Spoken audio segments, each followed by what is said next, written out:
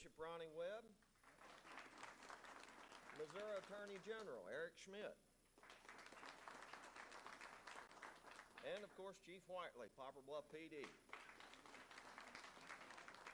In the audience, we do have a couple that I'd like to introduce. The Honorable Stephen Linksweiler, somewhere out there.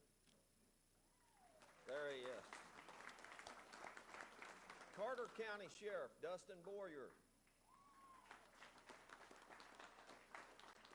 And Ripley County Prosecutor Ted Thompson.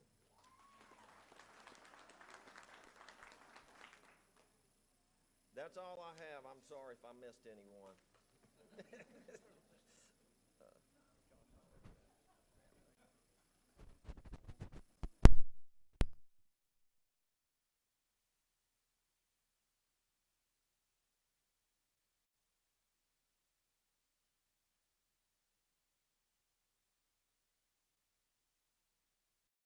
And on behalf of the Elks, I want to thank you for your service and the sacrifices that you and your family make on a daily basis. After serving myself more than 30 years, I know just how this profession can take its toll. So at this time, I'd like for all of you to give yourselves a round of applause.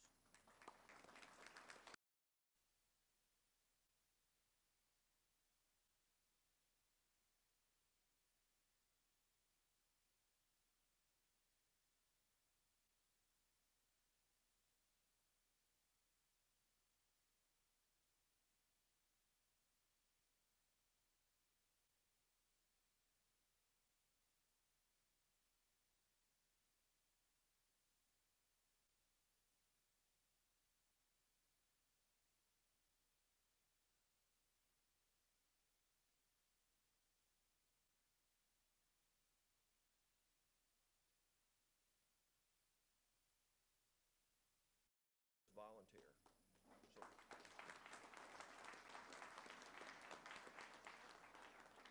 some of you may remember the first time I got to do this, I told a little history about the Elks.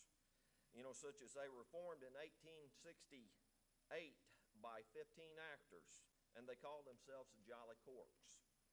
In ensuing years, membership expanded to other professions. The fraternal order was founded to promote and practice the four cardinal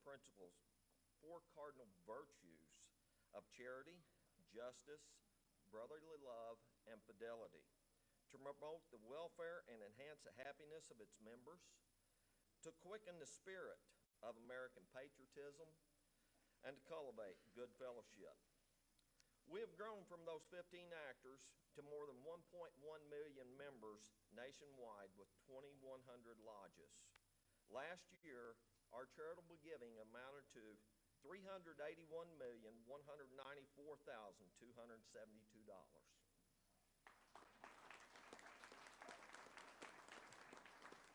The Order of Elks is distinctively American, linking the destiny of our order with the destiny of our country. We have made its flag the symbol of crowning virtue. As we regard the flag that stands majestically, the beauty of its silken folds reminds us of the proud history of our country.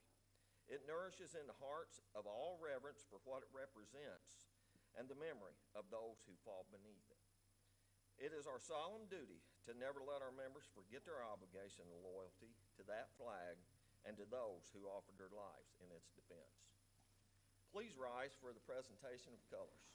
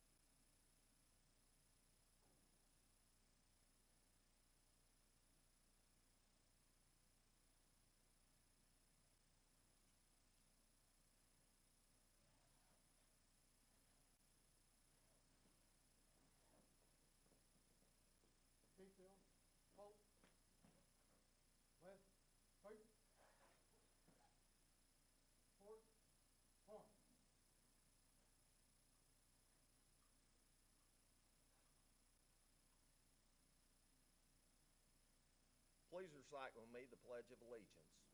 I pledge allegiance to the flag of the United States of America, to its republic for which it stands, one nation, under God, indivisible, with liberty and justice for all.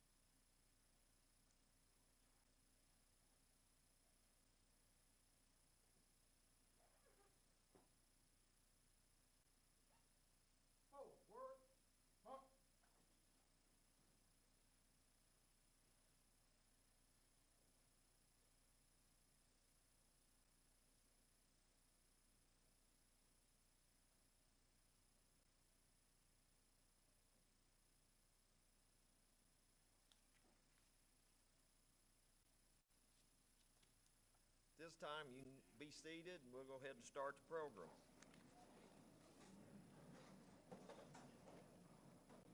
Chief Whiteley will go ahead and introduce our speaker. Thank you, Donnie. Over the years, we've been fortunate to have many great featured speakers, and tonight is certainly no different. His family history includes six generations of farmers, teachers, and small business owners. His grandfather served in the 7th Army as an infantryman in World War II under the great General George S. Patton. He attended DeSmet Jesuit High School in St. Louis and graduated cum laude from Truman State University. I almost, no, I didn't either. And also played varsity baseball and football in high school and college. He received his law degree from St. Louis University. And with all that kind of stuff, it sounds to me like he had way too much time on his hands. His public service includes being an alderman in the city of Glendale, a 2-term state senator, our former state treasurer, and is now the Missouri Attorney General. A few of the new initiatives by the AG's office is a Safer Streets initiative working closely with our federal partners on violent crime, the Safe Kit initiative of sexual assault kits, and the Real Opioid Pain initiative to address the out-of-control heroin epidemic, of which we especially have here in southeast Missouri. The AG also started a Back the Blue award from his office and has awarded several of these throughout the state for bravery and/or extraordinary service to their community. Before I introduce our speaker, I want to acknowledge his wife and 3 children. His public service has always had an emphasis on family values and trying to help families with special needs children because he is one of those parents who has a special needs child. And God bless you for that, my friend. At this time, please welcome the 43rd Missouri Attorney General, Eric Schmidt.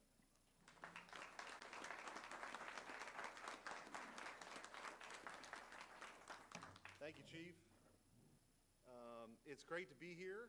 It's nice to be here with a lot of people, and we're celebrating this together. I wasn't sure if when I came in here there'd be a bunch of cardboard cutouts like at a ball game, but we're all here in person, which is nice.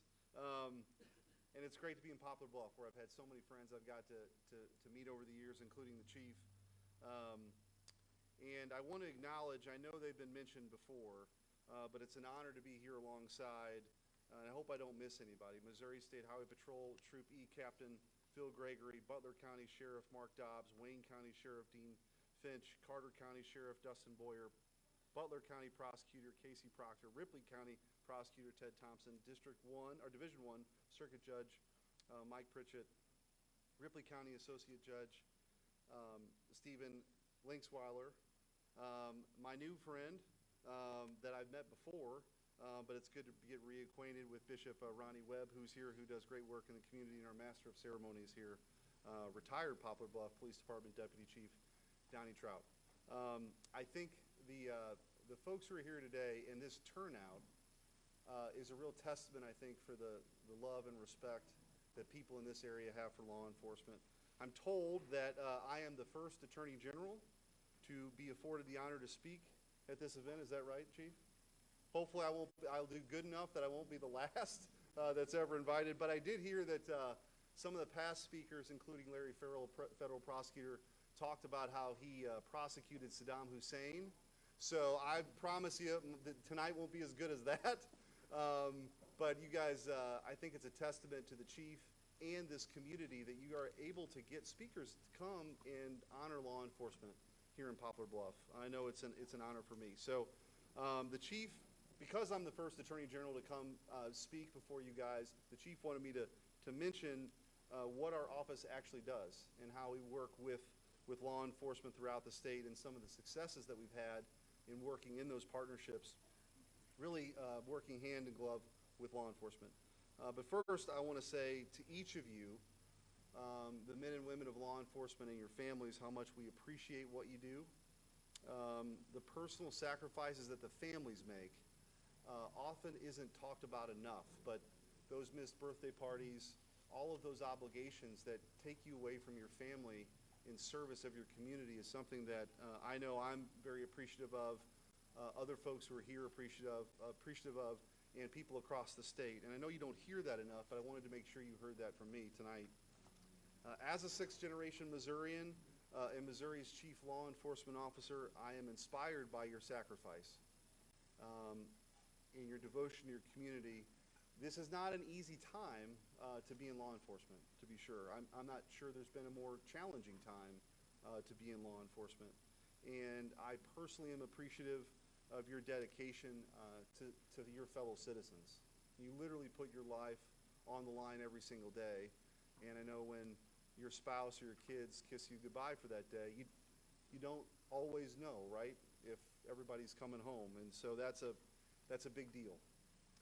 So what does the office do anyway? In general, we work in the court system to protect your constitutional rights. We fight for and defend the Constitution of our state and of our country. We fight the good fight against organizations and individuals who try to scam. We were just talking about robocalls. Who here's gotten a robocall in the last week? I mean, they're everywhere. And so our Consumer Protection Division, we've got a bunch of lawsuits across the country trying to crack down on this. The good news is that we're partnering with the FTC and a lot of private, providers to kind of catch that on the front end. That was just something that we were talking about here at the table because it's everywhere. And we also work to protect the most vulnerable from those scams. And it's paramount concern, I know here tonight, we'll always lock arms with law enforcement to make our streets safer, to make our communities safer, and to make sure we're doing everything we can to root out crime and violence and seek justice for victims. I am personally a deep believer in the rule of law. The chief mentioned, sort of my family story. My grandfather went off in World War II and was from Tipton, Missouri. Actually, my grandparents were from Tipton and Pilot Grove, and came back after World War II and settled in the St. Louis area, and he had a butcher shop. He had an 8th grade education in a butcher shop and lived the American dream. And my dad worked 7 days a week in the midnight shift. I was the first person in my family to be a lawyer. And I wanted to be a lawyer because I felt like the law gave structure to people's lives, and I wanted to fight for that. But my journey into public service, as the chief mentioned, has a lot to do with my son. My son Stephen was born with a rare genetic condition. Stephen is 16 now, still nonverbal, has seizures almost every day. But Stephen has inspired me to want to enter into public life to try to make a difference. And it's nights like this where you get to see the men and women that you work for every day, particularly in law enforcement, that makes it all worth it and truly gratifying. So I appreciate what you do. I also, as I said, I believe in the rule of law, and part of my job is to make sure that we're going after folks who don't have that same respect for the law, and will do things that make other people's lives more difficult, or in certain circumstances, take their life or their property. I believe that people ought to be held accountable for their actions. The rule of law is meant to protect citizens, and following the law is an integral piece of all of us being able to live in community and pursue our dreams, pursue happiness. That mission statement, the Declaration of Independence for our country, talked about, life, liberty, and the pursuit of happiness. Those words had never been really used before. But the pursuit of happiness is a very uniquely American concept. It's that all of us are born with certain rights, God-given rights. And government is just our shared project to protect those rights. That's it. And so the ability to pursue your dreams is something that is very American, and we ought to be proud of it. And by the way, that's what American exceptionalism really is. And I believe in American exceptionalism because before America came on the scene in 1776, we were all subjects, right? The idea of individual rights wasn't a thing. And what the founders said was, no, the whole world's headed backwards. We don't have to ask permission from the king or from some royal family to be able to go do things. God has given us certain rights, and we're going to create a government that its job is to protect those rights, whether it's the First Amendment, whether it's the Second Amendment, you being able to pursue your dreams, all those things. And I think that's important for us to always remember, because all of this is about leaving this a better place than we found it, and our children's future being brighter than our own. So working together with law enforcement to bring it back, we work with prosecutors to investigate and law enforcement to go after criminals, and resulted in some very successful initiatives. One of the things the chief mentioned was that our Safer Streets initiative. We were the first state in the country, when I became Attorney General, to partner with federal prosecutors. We have lawyers in this sense, in that we have lawyers from our office who are actually loaned out to the U.S. Attorney's Office. And that's really important, particularly in some of our bigger cities like St. Louis and Kansas City. We want to make sure we're adding prosecutorial might to make sure we're going after people who are committing violent crimes. And so to date, the results of that have been over 500 charges, over 300 defendants on things like carjackings, assaulting police officers, those sorts of serious crimes that may have gone uncharged, but because of that cooperation through that Safer Streets initiative, we're actually putting bad guys in jail. We're tackling near epidemic-like numbers with regard to those carjackings in communities, and worked with state legislators last year, by the way, to stiffen those penalties so that if you commit a carjacking with a deadly weapon now in the state of Missouri, you're going to go to jail for 10 years to life. It is not acceptable to terrorize communities because you want a vehicle, or worse. The penalties ought to be commiserate with the crime. And carjacking wasn't technically a crime in the state of Missouri, and now it is. So law enforcement has also been integral in the initial success of our Safe Kit initiative. When I came into office, we had a grant to do a survey of how many untested sexual assault kits were there across the state. There's over 6,000 of them. Now, Missouri is not alone in this, but once we had that inventory, we have been working with local law enforcement, with hospital systems. We have a tracking system now for victims to be able to track where that kit is at. And we've also been able to send,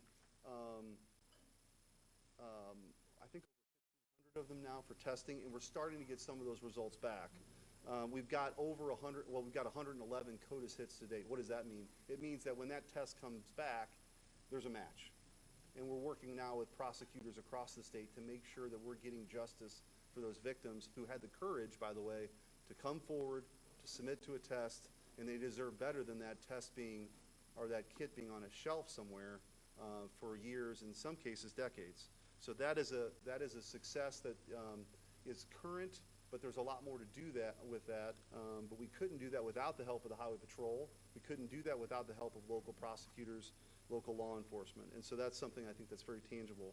We also launched the first of its kind statewide cold case unit. Now this is pretty exciting. I know that a lot of people like watching these shows on TV, these cold case units, because they're compelling. These stories are compelling. These are real human beings who lost their lives in many instances, and it's a cold case. Nobody has a clue what happened or how it happened, or if they do, they maybe didn't have the resources to be able to go at it. This is a direct cooperation from our office with the Highway Patrol. We went to them and said, hey, what are some cases that are out there if there were some additional resources in other places that we could look at? We're working with local prosecutors and local sheriff's departments. And one recent example of that was in Franklin County.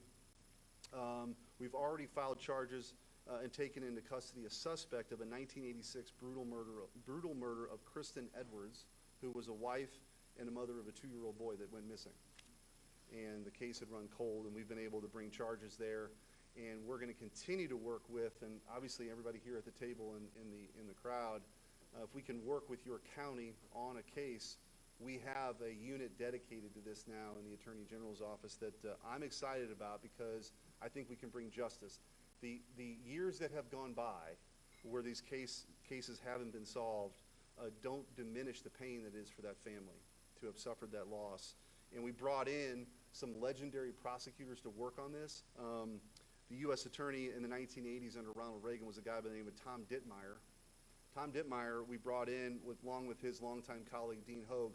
These guys prosecuted the mob in the 1980s, okay? These guys are tough guys, and they are excited about this project of helping solve some of these cold cases. And so, like I said, here in Poplar, Bluff, and surrounding counties, if there's anything we can do to work with you guys, we want to do it.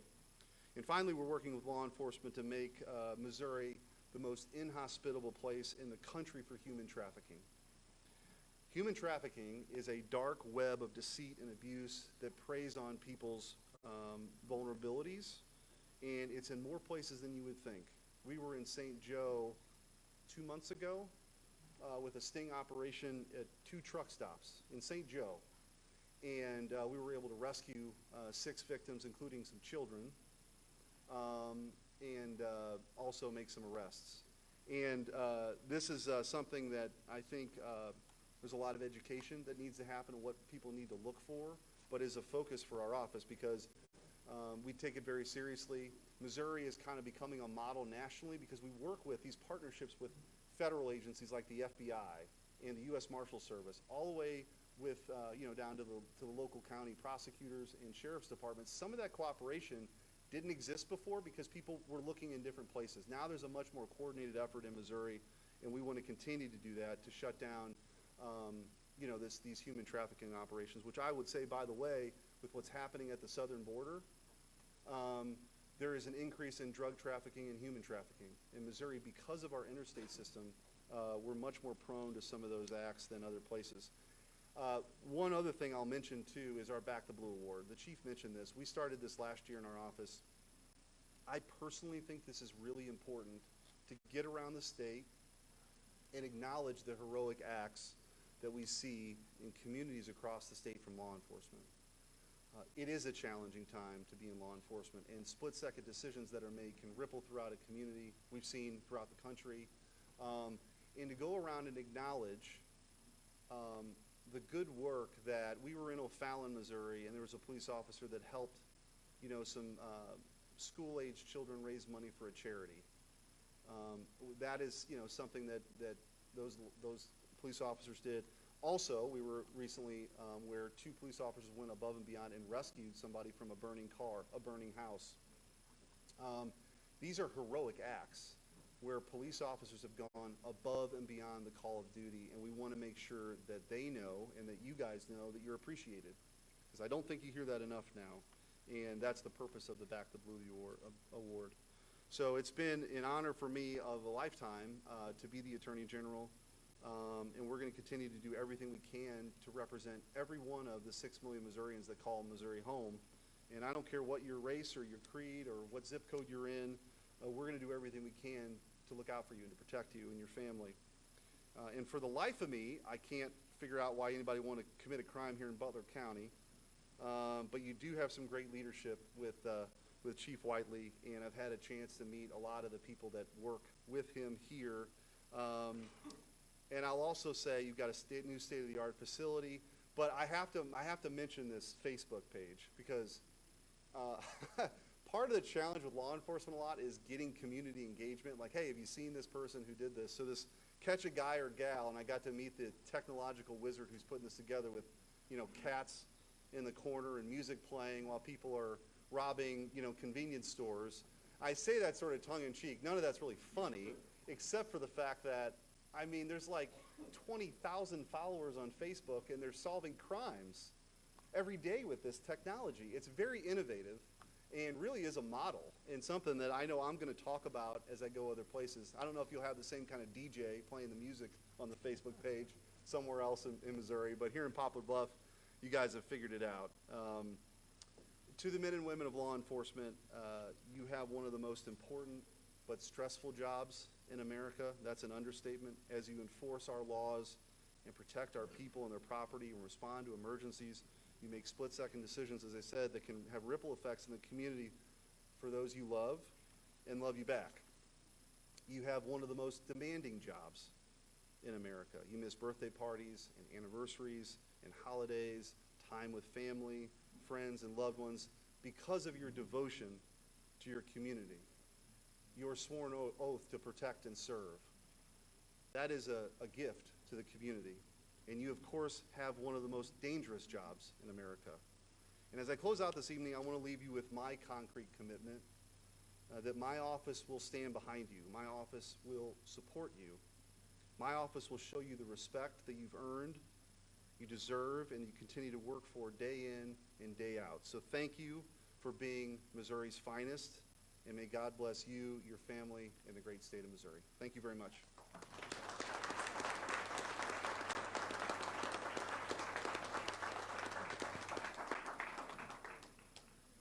Okay, now we'll start the presentation of awards. Let's start with Ripley County.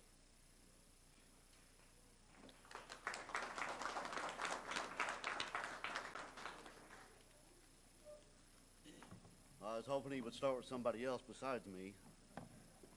Tonight I'm presenting 2 awards from our agency.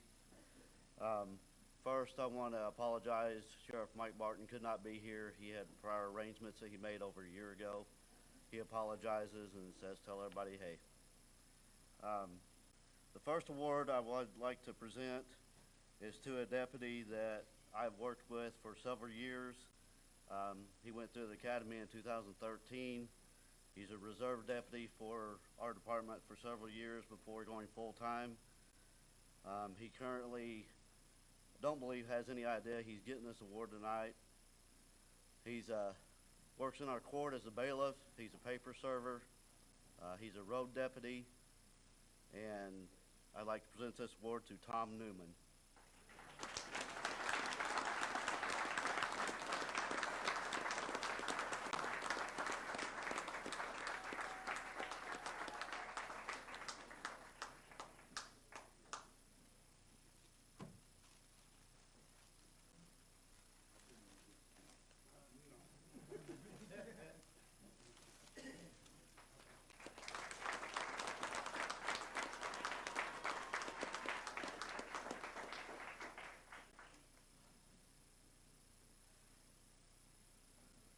Tom has been with the department. He's done an excellent job. Couldn't ask for a better deputy to work with when it comes to court, paper service. He's very dedicated. I can always count on him. If I ask him to do something, he will do it. The second award, this one's kind of special to me. Have a office manager that goes above and beyond to take care of the office, everybody in it. Everybody relies on her every single day. I get to spend time with her because she's my wife. This award for Office Manager of the Year goes to Miranda Mays.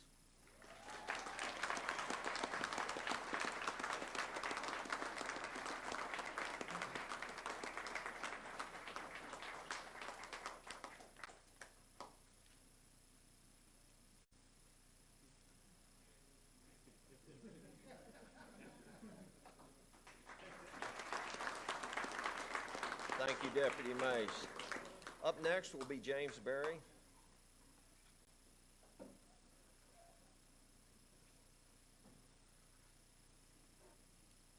Good evening.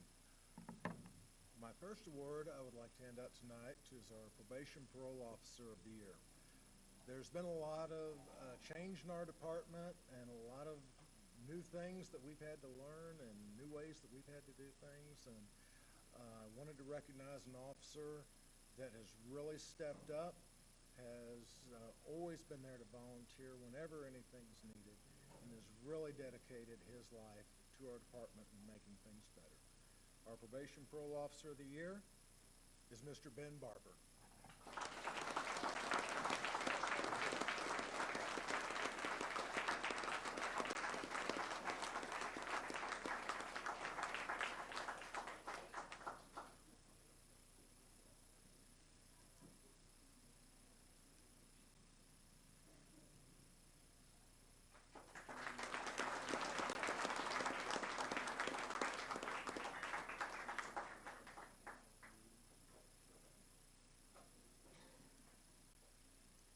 Our support staff of the year could not be here due to the fact he's supporting family at this point, and sometimes that is necessary for us. But we have our community supervision center at our facility, and those people have a tough job to do. It's to keep people safe. It's to keep our community, help keep our community safe. But it is also about stepping up and facing new challenges and coming up with new ideas and working through. And this year, the award goes to Dylan Slinker, Missouri Probation Parole Assistant.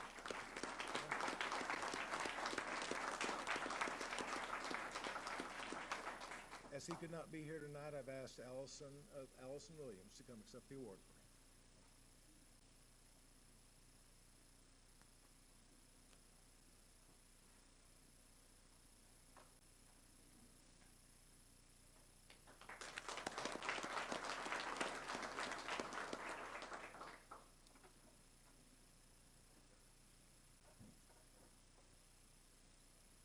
jumping the gun on me because due to COVID and some other things that came up, we had kind of a big event at our office that came and went without the proper recognition that it deserved.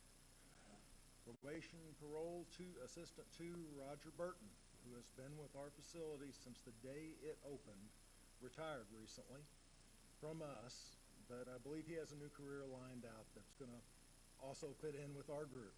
So I wanted to go ahead and present his retirement memento box tonight to him so he can get the recognition he deserves.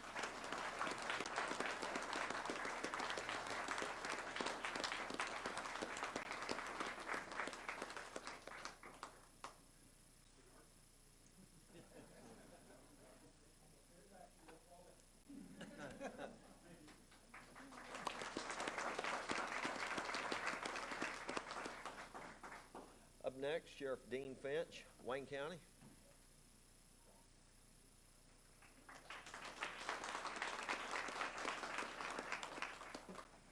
Actually, I had 3 awards to give out tonight, but my office manager's husband is kind of sick, so she decided she'd stay home and take care of him, I guess. First one I want to give tonight, this young man started out with me in the jail, worked his way up through the rank in the jail and went to school, become a deputy, and he's been on the road ever since. Jesse Chaffin started with me 2014. In the past year, he's had over 100 arrests. Man, if you got a warrant, you need somebody picked up, he's like a hound dog. He comes in and he goes after those warrants. So Jesse Chaffin started 2014-21 Outstanding Deputy of the Year, over 100 arrests from the Wayne County Sheriff's Department.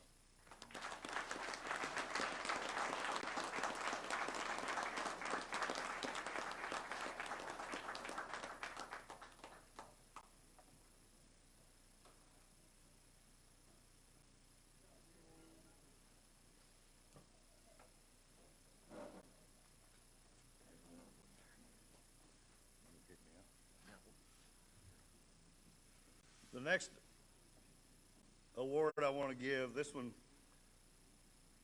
kind of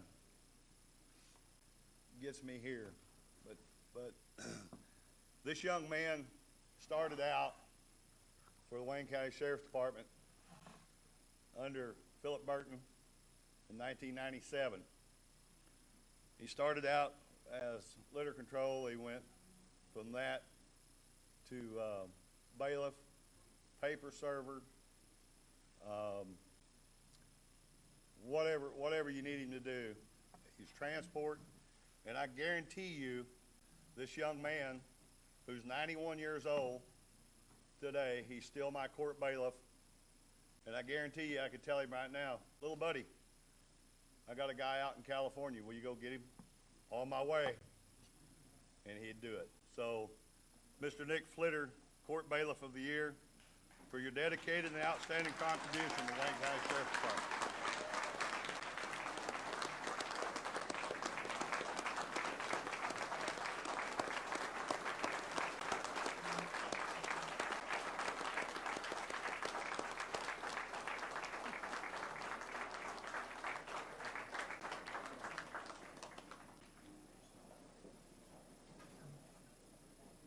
Okay. Get my bifocals fixed. How about now? Still no. Casey Proctor.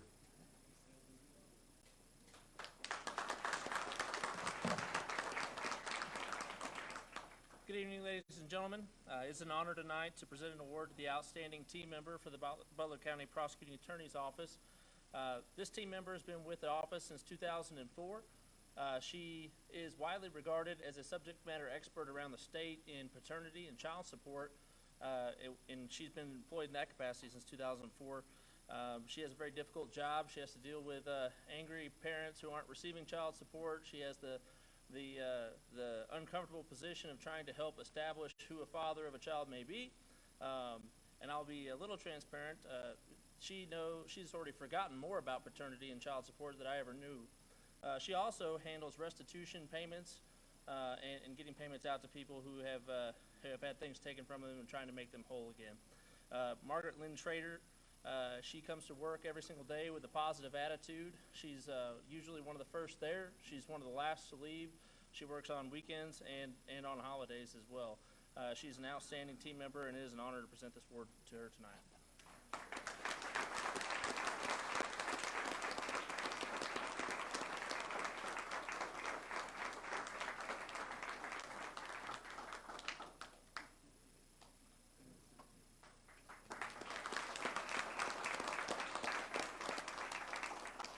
Up next, Captain Phil Gregory.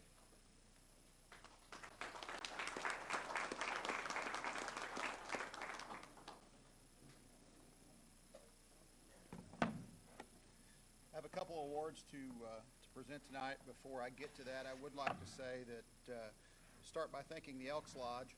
You know, you hear in some places that there's not enough support for law enforcement. That's certainly not the case in Southeast Missouri. You know, this being the 33rd, I believe, Law Enforcement Appreciation Dinner. So we appreciate everything you do. Please join me in giving them a round of applause.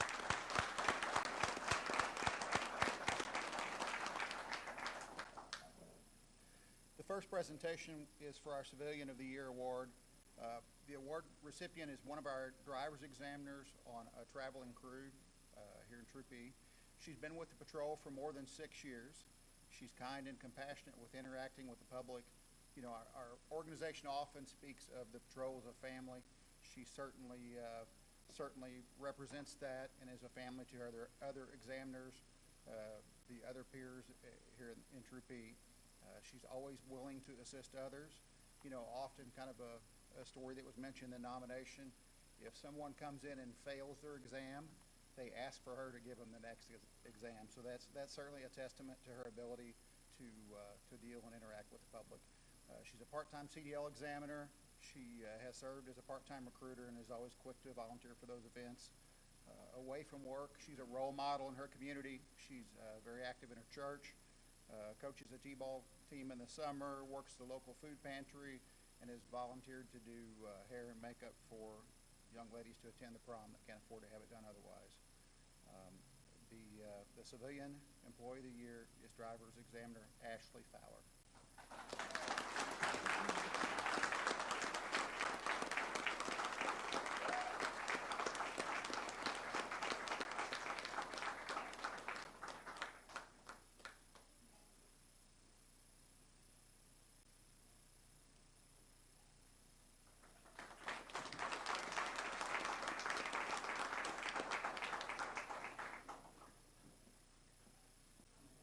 My other award is for our Radio Operator of the Year. You know, we always hear that we know communication plays a vital role in emergency services, and you know, we often hear that they're the unsung heroes in our agencies, and that's certainly true. Another position that's often overlooked and underappreciated are our technicians who help us with maintaining our communications equipment and building our communications equipment. This year's recipient does an enormous amount of work behind the scenes. He utilizes his years of mechanical, technical, and broadcasting knowledge to fix, modify, and create equipment. I know I've taxed him with a few projects over the years. Recently, the change from conventional radio systems to the MOSWIN system has brought along changes from physical equipment to digital and virtual systems. You know, that's caused a little bit of a learning curve, and certainly he has taken the challenge to heart and completed numerous hours of self-initiated training to increase his knowledge base in that area. You know, from his days working the console as an operator to his current assignment, he has approached his duties with diligence and professionalism, and he has the ability to adapt and overcome and make something out of nothing, and often in difficult situations. The time and energy he devotes to making our communications efforts a success are priceless, and he's left a huge mark on how we do our daily job. He certainly shares the vision of the patrol, and this year's Radio Operator of the Year is Communications Technician Mike Hall.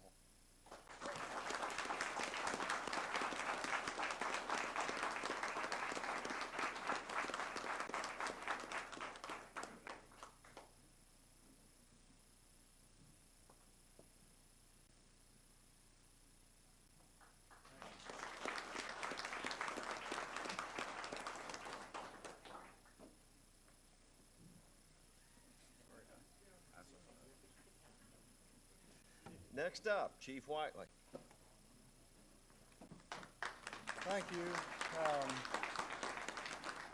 I think Captain Gregory read my notes on that first part about the Elks Club, or Elks Lodge. I want to thank all the Elks members, particularly the 25 that done all this work and doing this for 33 years.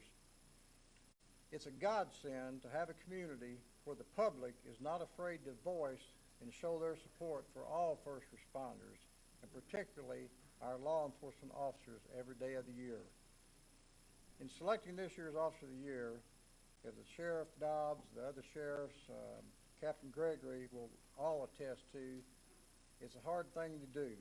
And speaking of the sheriffs and other agencies, we have, I think, by far the best cooperation in southeast Missouri when we need cops everywhere right here in this area. And I want to thank all of you all, too, for that, because I'm not bashful about calling for help, as everybody that works with me knows.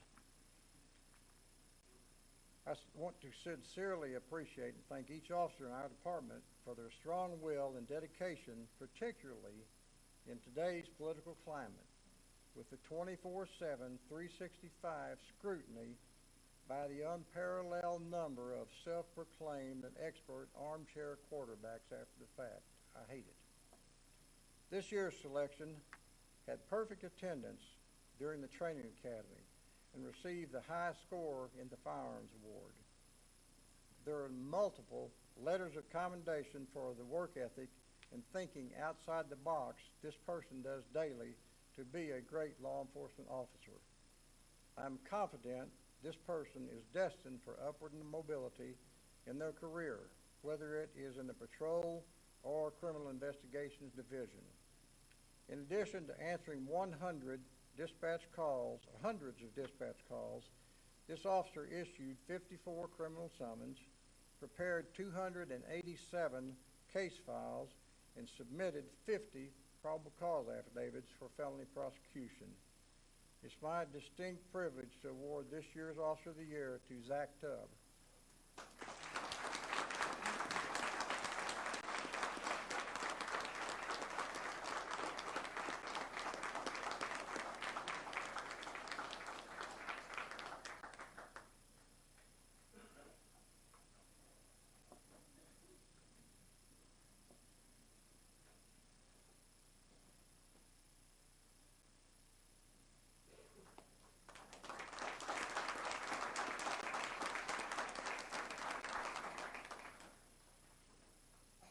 Sheriff Dobbs, you want to?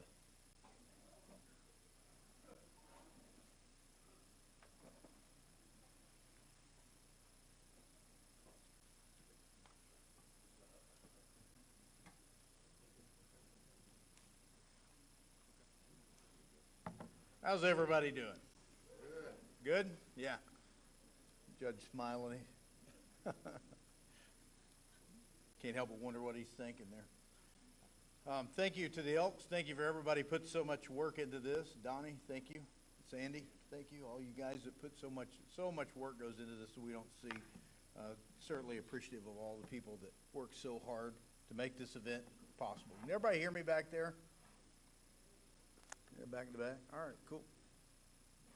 All right, so first award I want to give away is to individual who works at one of the hardest professions in law enforcement.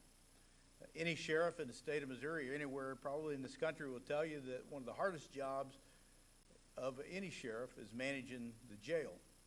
And here in Butler County we have anywhere from 150 inmates at any one given time and up. It's a very thankless, tiresome job. It's not easy to get people who will stick with it for a long period of time. It's something that's very hard and requires a lot of love for the job and dedication to it. You know, the thing is, whenever the rest of us, whenever we put somebody in handcuffs and we walk away, we get to leave that situation, but corrections officers have to stay with that person for the next year, 2 years, sometimes as many as 4 or 5 years down the road. So certainly appreciative for all those folks who work in our jails, and certainly appreciative to this individual who is certainly worthy of this award for all of his years as a corrections officer, Jeffrey Lloyd.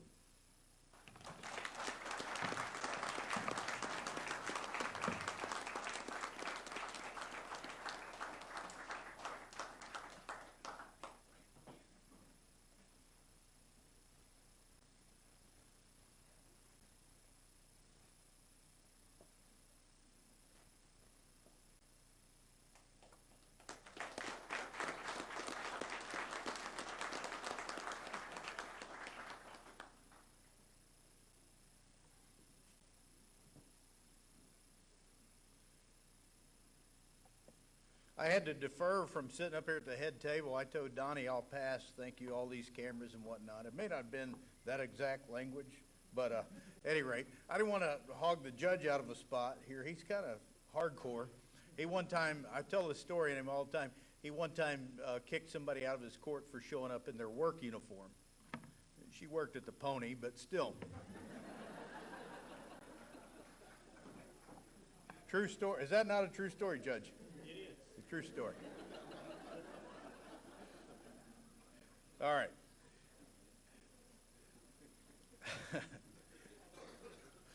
Trying to earn a living. The next award that I want to give out is to support staff, Employee of the Year.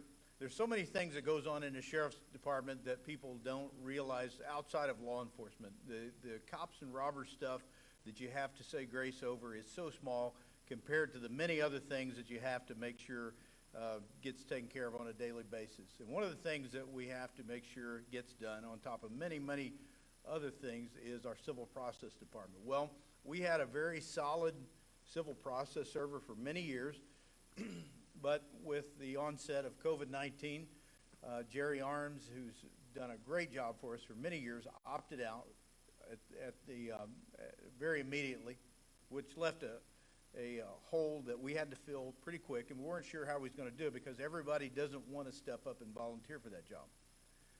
It's something that if you don't get done, you hear a lot about it, and it's one of those things that'll cause you a lot of sleepless nights if you don't have somebody that's good in that spot. And since we have put this individual right out of the academy, right into this position, we've heard nothing but good things, and I'm certainly proud to have her doing what she does every day, and I don't worry about things when I go home at night.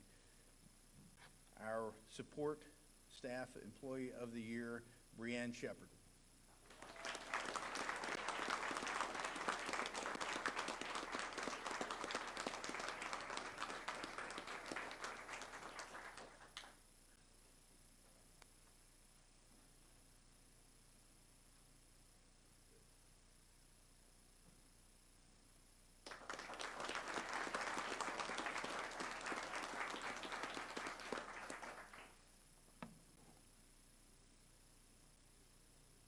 All right. So before we get on to our other awards, I got a couple more. You got a couple more after me, or we getting close? Just me? All right, cool. All right. Last time we had anything here, Donnie, we were back there, and he said, you know, and he didn't think I heard him, I don't think, but he said, man, he takes forever, which kind of offended me. He, of all people, is going to accuse me of loitering somewhere too long. He basically stuck around and loitered in the chief's office for about 20 years until he became assistant chief, and he's going to tell me I hung around too long. It worked, I guess so. Now he's the exalted ruler, and he don't even know how to pronounce it. I was standing beside him. He was talking to Jim Talkington one time, and in that Donnie Trout voice, he said, hey, Jim, you reckon I could be that there exhausted ruler sometime? It is exhausting. It's son of a gun. Next year, there he was.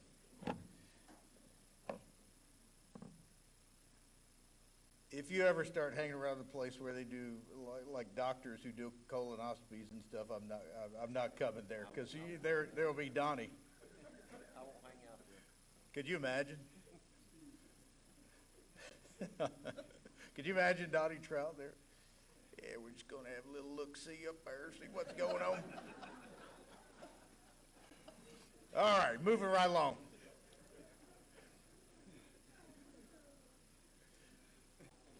Moving right along. y'all can picture this. This is a scary thing. Y'all. All right, so one of the things that we have a lot to say grace over also is our communications department.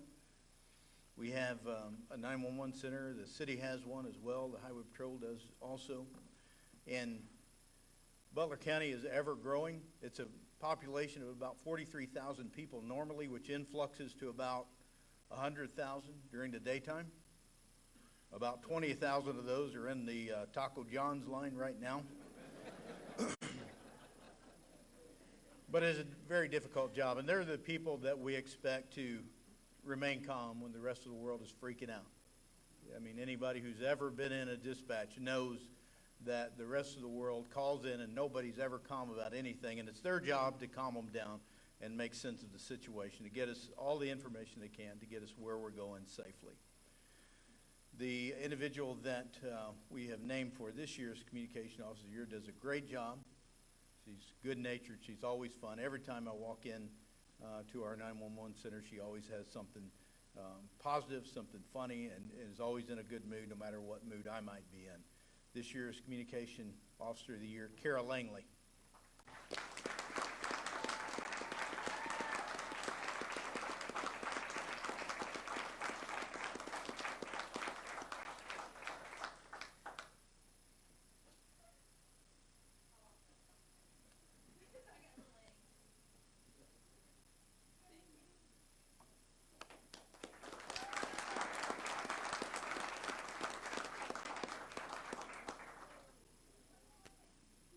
All right.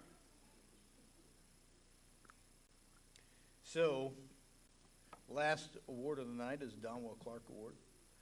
But I would be remiss if I didn't tell one more story. Glad to have Bishop Webb here. Yeah, right. Yeah. You knew if you showed up here too many times, you know. He wasn't always Bishop Webb. He was Pastor Webb, before that Assistant Pastor Webb. And one of his jobs was to go to, I mean, you all didn't think I would change any, did you? Got to have fun stories. So one of his job was to go to hospitals to visit people, and this goes back a little ways. Some of this might be before some of your times, and it was back at the old Poplar Bluff Hospital, and that was one of his jobs. He had to go to the hospital. And so he goes and he visits somebody who's, you know, kind of 50-50, might make it, might not. It's one of his jobs. And back in those days, there weren't, you know, hospitals weren't well staffed. There weren't a doctor and a nurse, you know, that you could just push a button or whatever. It was kind of hit or miss, you know. Sometimes there'd be somebody on, sometimes there wouldn't. And sometimes a lot of times you'd have doctors working numerous floors. And it was the same on this particular night that I'm referring to where there was one doctor on for all 3 floors of the hospital.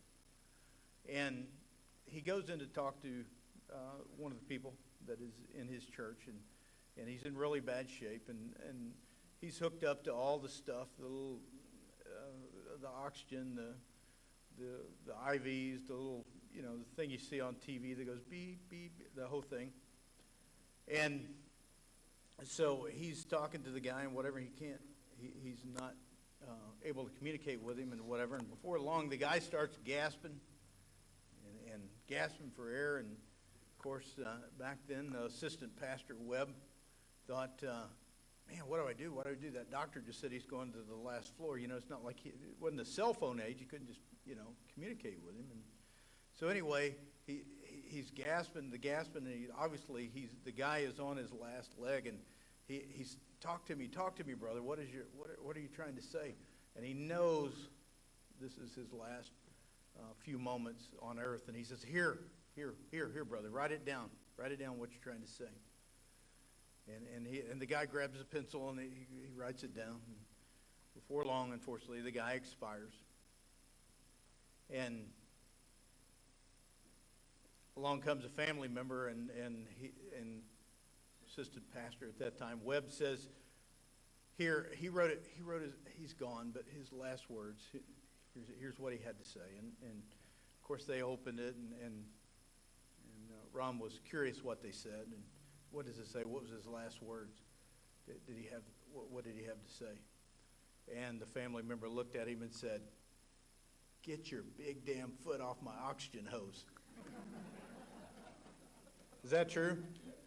You don't remember that? All right, good enough. Next award I want to give out is the Donwell Clark Award. This award, for those of you who didn't know Donwell Clark, you certainly missed out. Of course, his son Joe is over there. Lift your hand up, Joe. All right.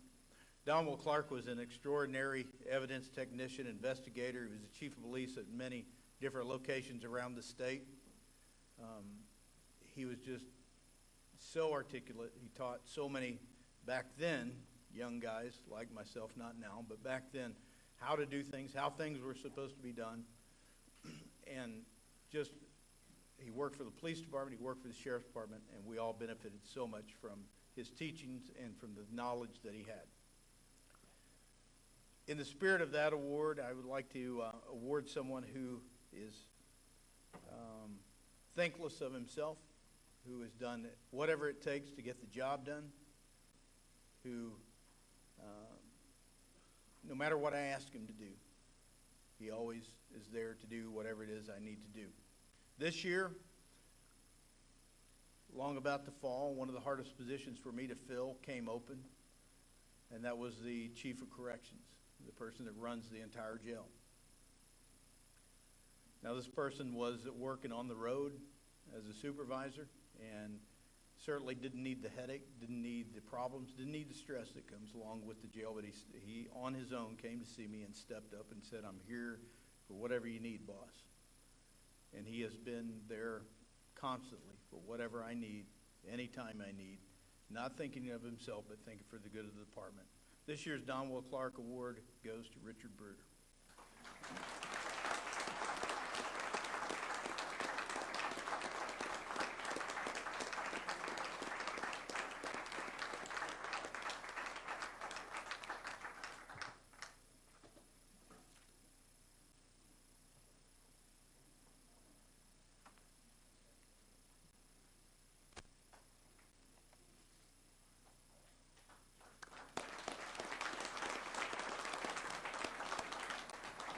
Thank you, Sheriff. Always a pleasure, and you never know what's going to be said. Sure that this is our last award for tonight. This is the award that the Elks Lodge presents to the Officer of the Year. Probably some of you noticed that Captain Gregory didn't hand out an award for the Officer of the Year, and that's because I kind of got my wires crossed, and I didn't let them know that we had chosen their nomination as our Officer of the Year. So I'll own that one. The Elks Officer of the Year is the epitome of what a law enforcement officer should be. This officer was born into a law enforcement family and was destined to follow in the footsteps of several family members. The officer represents the patrol's 8 core values, both on and off duty. He is active in his community, the school his children attend, and the church he and his family attend. In his current assignment, he patrols primarily Current River. From Memorial Day to Labor Day, he is only allowed to have one short vacation and is required to work all weekends except 2. This schedule is not only drain on him, but his family, due to the limited time off and the excessive compensatory time accumulated. He misses numerous family functions because of this assignment. His level of integrity and moral compass always guide him to do the right thing. He believes in service and protection. This officer not only performs his primary assignment, but is a member of Troop E's Honor Guard, Mobile Field Force, Troop E's Type 2 Coordinator, and instructor for standardized field sobriety testing, and is a coordinator for the Troop E Explorer program. The Explorer program is designed to provide teenagers an insight on what a trooper does. A variety of training classes, guest speakers, and practical exercises occur so the explorers get an introduction of what it entails to be a trooper. The entire Explorer program is administered by this officer. He is always willing to help, regardless of how difficult the assignment is. In the off-season, for the Marine enforcement, He took the initiative to help zones 1, 2, 3, and 12 with coverage during their time of need. During 2019, this officer made numerous drug arrests on Current River, which improved the safety and environment for those using the river as a source of recreation. The greatest accomplishment of this officer during 2019 was the number of water users he rescued. He literally saved the lives of numerous people while patrolling Current River. In one specific incident, he saved the lives of a man and woman. The incident was brought to the attention of his supervisor by the lady he rescued. In the lady's own words, she called this trooper her hero and angel in blue. This officer regularly puts his life on the line to save those he serves. Before I provide you with the name of this officer, I want to say thank you to his wife, Stephanie, for allowing her husband to do the job he does, and to his two daughters, Brady and Landry, for sharing their father with the Missouri State Highway Patrol and the citizens of Poplar Bluff. For those who know this officer, his attitude, personality, and willingness to help is contagious. The 2021 Elks Officer of the Year is Sergeant Shane Talbot.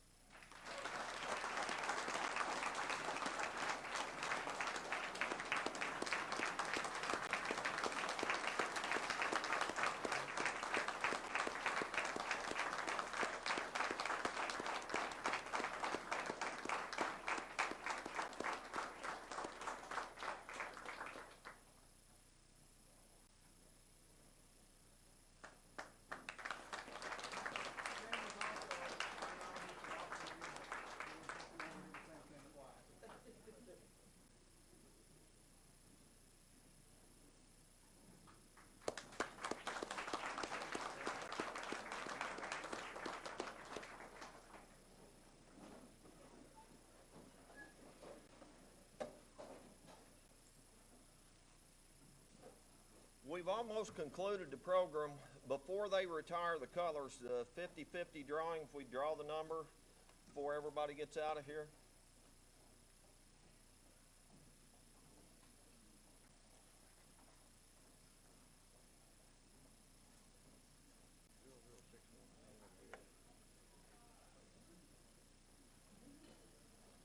Last three are 105.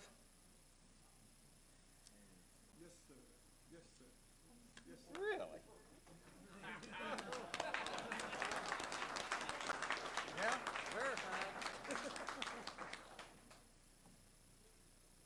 Bishop Webb.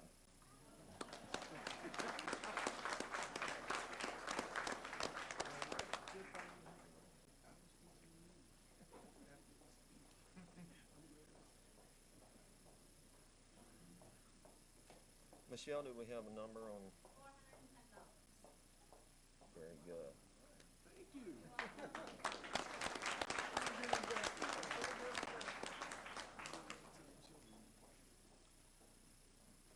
Everyone, please rise. We'll retire the colors.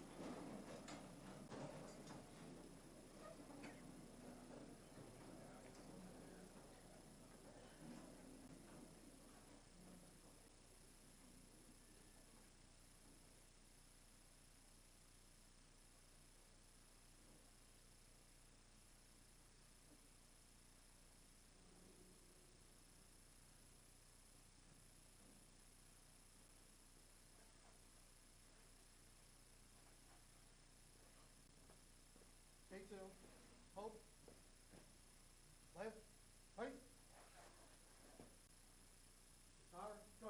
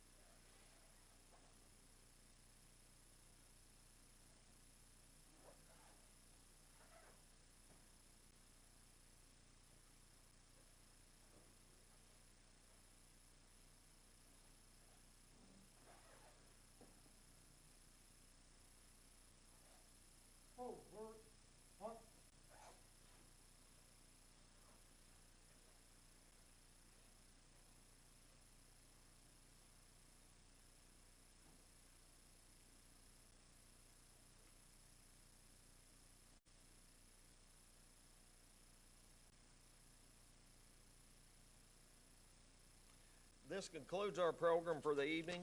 I invite everyone to stay, socialize as long as you would like, till closing time.